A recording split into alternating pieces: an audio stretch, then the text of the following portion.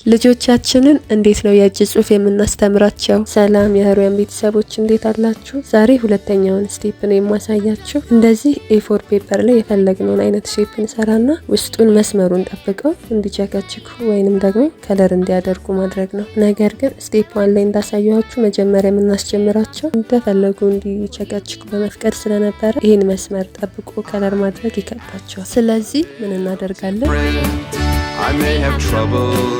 ስለዚህ ምን እናደርጋለን? እንደዚህ ወረቀት ላይ የፈለግነውን ቅርጽ መስመር ከሰራን በኋላ መስመሩን ተከትለን ግሉ እናደርጋለን።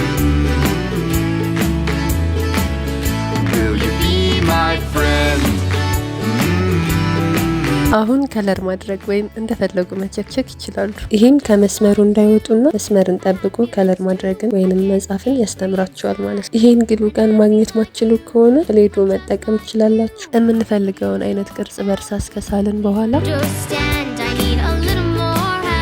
እንደዚህ መስመሩን ተከትለን ፕሌዶ እናደርጋለን።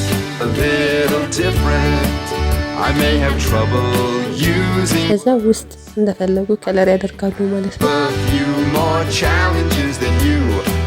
በቀጣይ ቪዲዮ እስከምንገናኝ ድረስ ሰላም።